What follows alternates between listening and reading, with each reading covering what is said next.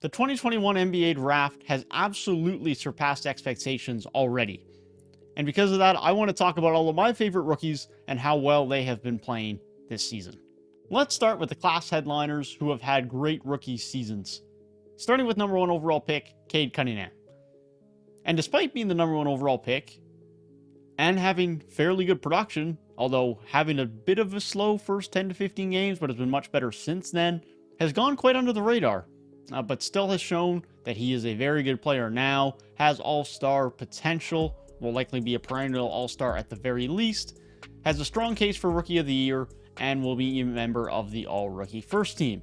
Scottie Barnes is another guy who's had a very good year. Defensively hasn't necessarily been as good as many people thought he would be in his rookie year, but no doubt will be a great defensive player moving forward, and his offense is way ahead of schedule. In turn, has a case for Rookie of the Year, and will be a member of the All-Rookie First Team. Evan Mobley has been absolutely brilliant. His defensive impact has been great. He looks very good alongside Jarrett Allen, and looks like he has Defensive Player of the Year future upside ahead of him. He has a strong case for Rookie of the Year as well, and will also be a member of an All-Rookie First Team.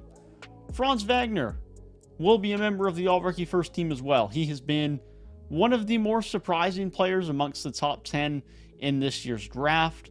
He's been one of the better scorers from this rookie group, as he's been consistently amongst the top 5 in that category. His defense has been better than expected, and he looks like someone who has adjusted faster to the NBA game than most people expected, and is going to look to be a solid two-way player moving forward with some potential star upside. Josh Giddey has won every Western Conference Rookie of the Month award. He has been the best rookie in the Western Conference consistently over the course of the season. Can play make a bit, can rebound a bit, can score a bit. He has potential to impact the game in every which way moving forward for OKC. He's already doing it now. He's going to continue to do it moving forward. Jalen Green had a very slow start to the season, but he is very much deserving of any credit he has gotten over the last couple of months, as he has very much turned his rookie season around, as a lot of rookie guards do. Don't give up on them after 3 months, and has become a very solid scorer throughout the back part of his rookie season. He's given himself an argument to be a member of this All-Rookie First Team. Him and Josh Giddey are likely going to be fighting for that 5th spot, and you can make the argument either way. Jalen Green has had a very strong last couple of months. Now, those are 6 pretty darn good players, but that's just the stars. That's just the tip of the iceberg, because there's a lot more players to talk about, and a lot more players who've been quite productive in their rookie seasons. There's a ton of NBA talent throughout this draft. Let's start with the most quote-unquote NBA-ready prospect out of this year's draft class, and pretty much any draft class that we were supposed to have, and is pretty much as old of a player as you're going to get coming through an NBA draft, and that's Chris Duarte. And although he has slowed down from his early season form, where he was in the Rookie of the Year conversation, was amongst the league lead in points per game for rookies, he's still been a solid player. He's been in a team where his role has changed a lot, whether he's starting, coming off the bench, who he's playing around, has all changed a lot throughout the season with Indiana due to injuries and trades, and going from what they were hoping would be a playoff team to now being a team that is building towards next season. But he's still been a valuable role player for them, and will continue to be moving forward as a three-point shooter and spacer. Jonathan Kuminga, the best is yet to come for him. He's been brilliant this year. He's shown great flashes. I think offensively, he's already better than a lot of people expected. He has great length, great energy, great intensity. He can finish well around the rim. Very good rebounder. Is going to be a very, very good defender. And I think still has a lot of offensive upside. I'm very high on Scottie Barnes, but I don't think Jonathan Kuminga is that much further behind Scottie Barnes, and I think they both have a lot of comparability in their games, although I would give Scottie Barnes a lot higher of an edge in vision and passing and playmaking in that regard. But there's a lot of similarities between those two as long, athletic wings who have very good two-way potential. Herb Jones is one of the best steals of the draft at pick 25. He is a fun, energetic player who has been a very smart selection by the New Orleans Pelicans. He has very good defensive quality already as a rookie, and that's only going to continue to improve as he gets more comfortable in the NBA and gets more strength.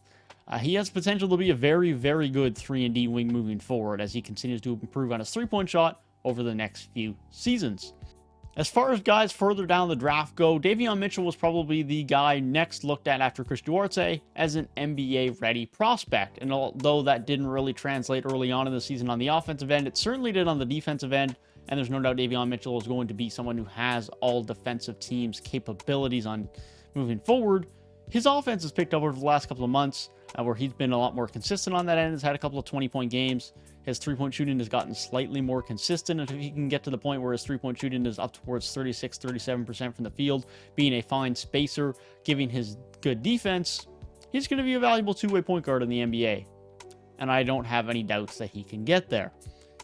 Trey Mann has shown himself to be a great value pick at pick 18 by OKC. He's had some great offensive performances throughout the year, given he has had high rolls and volumes on certain nights. But I wouldn't use that to take away from him. He has a deep bag on the offensive end that he's just going to be able to get more efficient with as time moves forward. And I don't doubt that he's going to be able to be a valuable bench scorer for someone in the league at the very least. Bones Highland is an exciting young player who has some flair. He can have some fine three-point shooting. He can have some fun, crafty finishing at the rim. There's a future in the NBA for Bones Highland. Is it going to be more than a backup point guard? That remains to be seen. But there is no doubt that he's going to be an NBA player moving forward. Cam Thomas had some great scoring performances heading into the 2021-22 NBA season, and continued that at times throughout this season as they needed key scoring performances while they were really struggling with injuries. He will be a valuable scorer in the NBA moving forward as he continues to increase his efficiency, specifically if he continues to increase his scoring and efficiency from deep. He's going to become a very valuable scorer moving forward. Alperen Sengun is a fun, skilled center for the Houston Rockets, who is not necessarily a traditional big in skill set, but that's what makes him interesting. He has good passing and vision from a big. He isn't necessarily the most mobile, but he looks like he will be mobile enough to get away with it defensively in the NBA. He's a fine finisher down low, although it does need to get a little bit more consistent, and a little bit more strength does need to be added. But he has some ability to long-term add some more space into his game with more consistent mid-range shooting and some potential to add a bit of a somewhat respectable three-point shot to a point where Alperen Sengun, specifically on the offensive end, could look to be a pretty interesting big moving forward.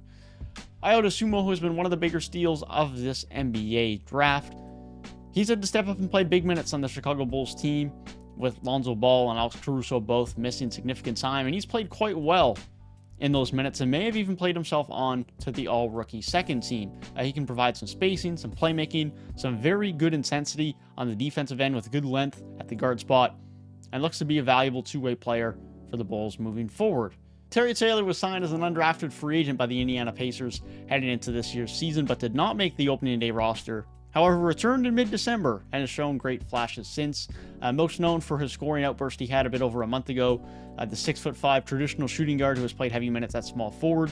Looks like he'll probably play there in the NBA, as his three-point shot has not been something he has shown a lot of, but his efficiency everywhere else is absurd, and he's a very good rebounder for his size. There's a future for Terry Taylor in the NBA with this type of productivity. Zaire Williams was selected with the 10th overall pick by the Memphis Grizzlies and has shown some positive flashes throughout his rookie season on a very successful Memphis Grizzlies team. He has good upside defensively with good length, has improved his efficiency throughout the season, and has good upside as a 3-and-D wing moving forward. Isaiah Jackson has unfortunately struggled with injuries throughout his rookie season, but he has shown that he has great energy and good level of compete to be a fine rebounder, to be a fine finisher at the rim, someone who can be a good defensive piece for you, and may have some ability to be a spacer long-term. We still haven't seen much from Isaiah Jackson, but we've seen enough to see that he could at least be a serviceable backup big at the very least. Corey Kispert, to me, when drafted, was the clear, obvious replacement for Davis Bertans when the Wizards realized they needed to move on from his contract. And while they did that, they got rid of Davis Bertans' contract, and Corey Kispert is the new bench three-point shooter. And he has shown that he will have that quality to have the ability to fulfill that role in the NBA. Sure, would you like a little bit more consistency and a little bit more efficiency from him moving forward? Yes. But it's his rookie year, and he was already shooting better than Davis Bertans. So it's a good add. Josh Christopher has been a valuable role player for the Houston Rockets this season and likely will be moving forward. He's someone that when you watch the Rockets team, he just makes a lot of smart, valuable plays. Good hustle plays when he loses balls, key defensive plays, whether it's on or off ball. he makes those little winning plays that you want in a bench guy or a role player, like Josh Christopher likely will be in this NBA. And he can make some fine offensive plays as well. He can space the floor at time. He can attack the rim at times. He is not fearless at attacking the rim in any bit. He plays very fearless and very aggressively with a lot of tenacity, and that's what makes him so valuable. But if he can continue to improve his spacing moving forward, Josh Christopher has a really bright future in the NBA as a really fine role player.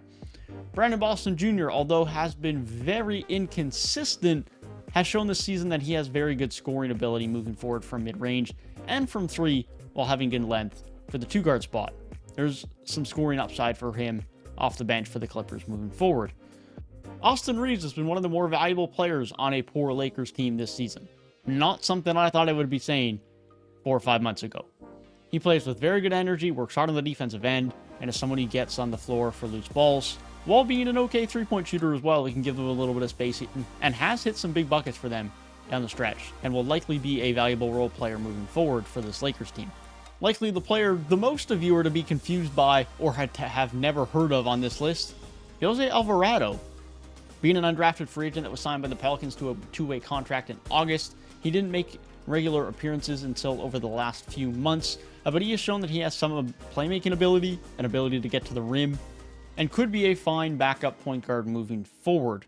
He just plays a fun, aggressive style of game. He's short but speedy, isn't necessarily showing elite flashes, but has shown enough to show that he could be a valuable backup point guard in the league. Jock Landale was signed to a multi-year contract with the Spurs in August, and although was not part of this draft classes at age 26, he is a rookie, and so I am including him in this draft class for the purpose of this video. He finally got over to the NBA in 2021 and has shown some upside in the NBA moving forward. At 26, again, he is not necessarily part of this draft class, but he has very good size. He has good vision and playmaking for someone at his size of 6'11", and has a little bit of spacing while being a fine finisher around the rim. I don't think he's got the playing time or the chance to truly show himself yet, but Jock Landale has some nice skill on the offensive end specifically that should translate to him being a valuable center moving forward. And last but not least, I want to mention the rookie that has only played 14 games this year that I don't know if many people have noticed, but is near the top in rookie scoring. Brandon Williams may be the biggest benefactor of the injuries and in turn the tank at the Portland Trail Blazers this season. In 14 games this year, he is near the top of rookie scoring at 14.6 points per game. Not great efficiency, but it bodes well that he can do this currently for when Dame and Anthony Simons are back next year alongside whoever else they add, for him to be a valuable player alongside them, where his role will be much less and his offense will be much easier to come by. All of these players already in their rookie year have shown their upside to have a positive impact in the NBA throughout their career. Not to mention the players that are late bloomers, not to mention the players who have shown positive flashes who I haven't talked about in this video, not to mention players that just haven't gotten enough of an opportunity yet or have struggled and very well may turn it around moving forward, aka Jalen Suggs, who I have not given up on yet by any stretch but hasn't necessarily been great this year, and lottery picks such as Josh Primo and James Bouknight, who haven't really got significant opportunities to prove their worth yet. This is a draft class that has a ton of depth talent already, not to mention guys that could still come out of the works, not to mention the fact that there are legitimately 5 to 6 guys at the top of this class, if not more, that are very easily seen as all-star talents, if not multiple all-NBA talents. This 2021 NBA draft class is elite and has the potential to be one of the best in NBA history.